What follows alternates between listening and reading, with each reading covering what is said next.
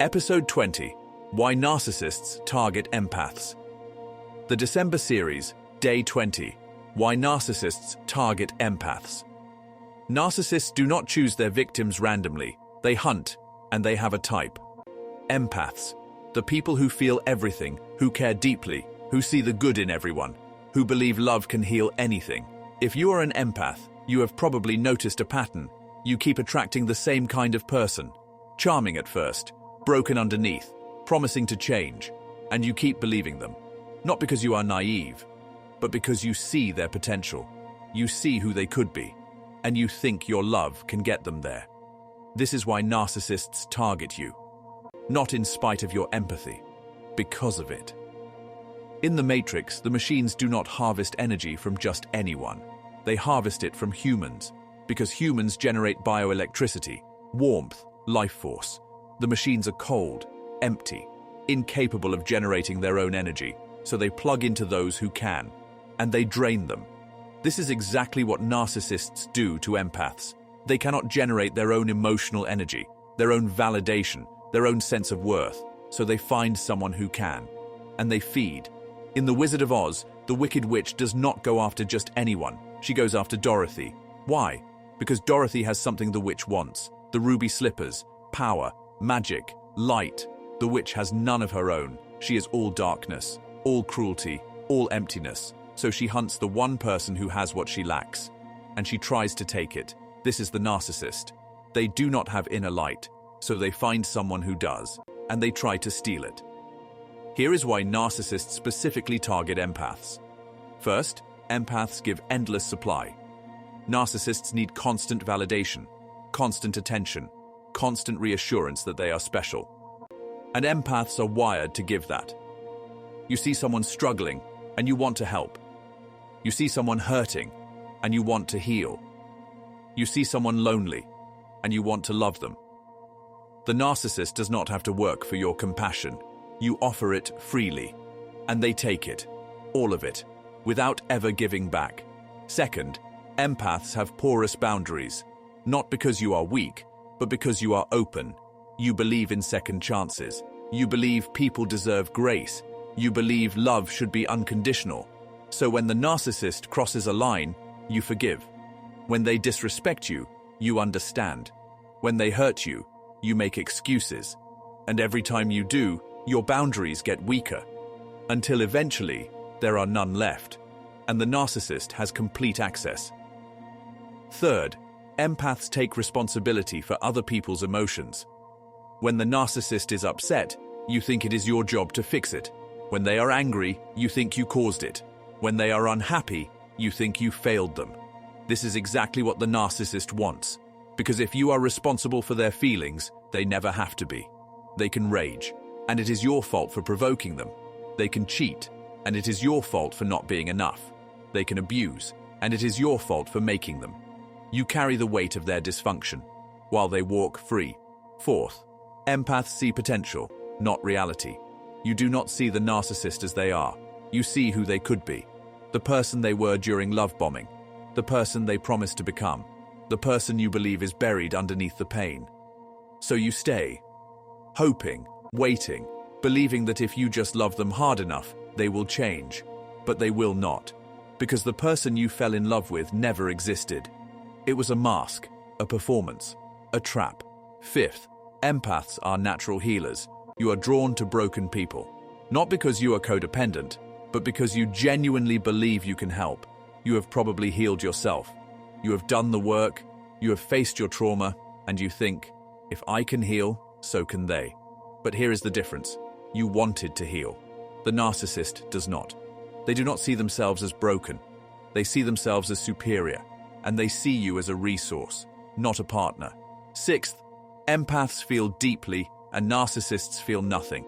You experience the full spectrum of human emotion: joy, pain, love, grief, and the narcissist is fascinated by that, because they do not feel it.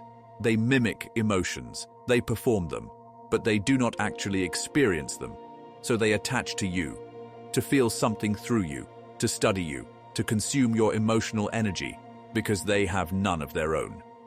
In The Matrix, Agent Smith is obsessed with Neo. He does not just want to stop him, he wants to understand him, because Neo has something Smith does not. Humanity, choice, freedom. Smith is a program, cold, calculated, empty, and he is drawn to Neo because Neo represents everything he is not. This is the narcissist's relationship with the empath. They are drawn to your warmth because they are cold. They are drawn to your compassion because they have none. They are drawn to your light because they are darkness. And they will drain every bit of it if you let them. In The Wizard of Oz, Glinda the Good Witch tells Dorothy something important. You have always had the power. But Dorothy does not believe it. She thinks she needs the wizard. She thinks she is powerless without him. This is what the narcissist wants you to believe. That you need them. That without them you are nothing. That your empathy is a weakness. But it is not. Your empathy is your power. The narcissist knows this. That is why they target you. Psychologically, this dynamic is called complementary narcissism. Dr. Ramani Durvasula explains that narcissists and empaths fit together like puzzle pieces, not because they are soulmates, but because their dysfunctions complement each other. The narcissist needs endless supply. The empath needs to be needed. The narcissist lacks empathy. The empath has too much. The narcissist takes without guilt. The empath gives without limits. It creates a toxic cycle, where the empath keeps giving and the narcissist keeps taking, until there is nothing left. But here is what most people do not understand. The empath's giving is not pure altruism.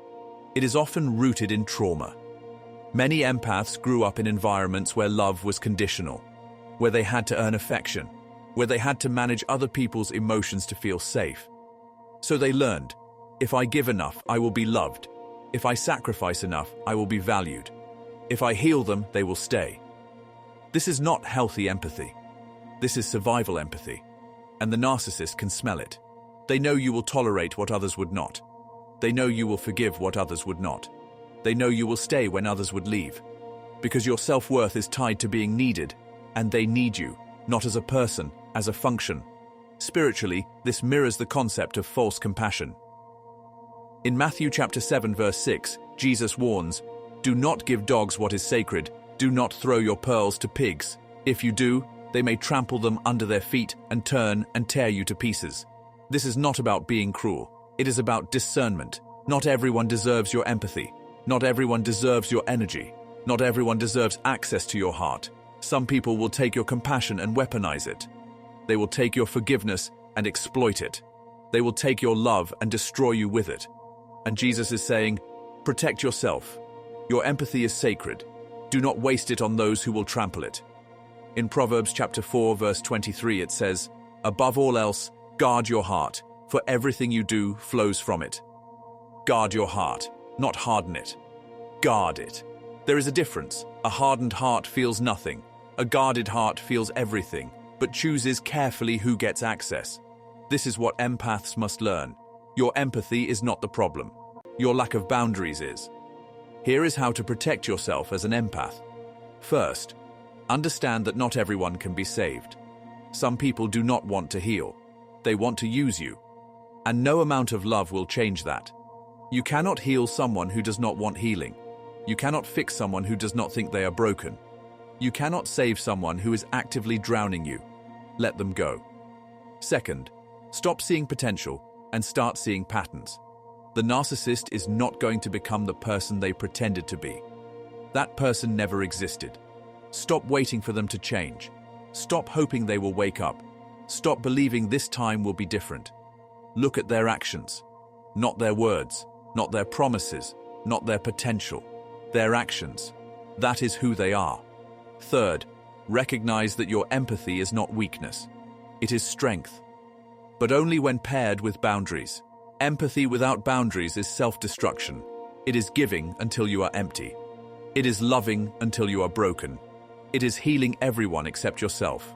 That is not compassion. That is martyrdom. And it does not serve anyone. Not them, not you. Fourth, stop taking responsibility for other people's emotions. The narcissist's anger is not your fault. Their unhappiness is not your responsibility. Their healing is not your job. You are not their therapist. You are not their savior. You are not their emotional support animal. You are a person, with your own needs, your own feelings, your own life, and you deserve to be cared for too. Fifth, learn to recognize red flags early. Love bombing is not love. It is manipulation. If someone is moving too fast, if they are mirroring you too perfectly, if they are making grand promises too soon, run. Do not wait to see if it gets better. It will not. It will get worse. Trust your instincts. If something feels off, it is. Sixth, understand that leaving is not giving up. It is choosing yourself. You are not abandoning them. You are saving yourself. And that is not selfish. That is survival. In the Matrix, Neo does not save everyone. He cannot. Some people are so dependent on the system, they will fight to protect it. And Neo has to let them go. Because his mission is not to force people to wake up. His mission is to free those who want freedom. This is your mission too. You cannot save everyone. And you should not try. Your empathy is a gift, but it is meant for those who will honor it, not those who will exploit it. In The Wizard of Oz, Dorothy finally realizes the truth. She does not need the wizard. She never did. The power was always hers. She just had to believe it and click her heels. This is your moment. You do not need the narcissist. You never did. The power is yours. Your empathy, your compassion, your light. It is not a weakness. It is your greatest strength, but only when you protect it, only when you guard it, only when you give it to those who deserve it. The narcissist targeted you because you are powerful, not because you are weak. They saw your light, and they wanted to consume it. But you are not a resource. You are not a supply source. You are not a battery in their matrix. You are a person, whole, worthy, powerful, and your empathy is not the problem. Their emptiness is. Tomorrow, we will talk about the narcissist's greatest fear and why your healing terrifies them more than anything else. Episode 20 is complete. This one dives deep into why empaths are specifically targeted, not because they're weak, but because they're powerful. The Matrix and Wizard of Oz metaphors work beautifully here to illustrate how narcissists feed off empathic energy they can't generate themselves. The episode covers why narcissists hunt empaths specifically, the complementary dysfunction dynamic, how empathy without boundaries becomes self-destruction, the difference between hardening your heart versus guarding it, practical steps for empaths to protect themselves, reframing empathy as strength, not weakness. Ready to move on to episode 21 whenever you are. The teaser mentions the narcissist's greatest fear and why your healing terrifies them should be a powerful follow-up.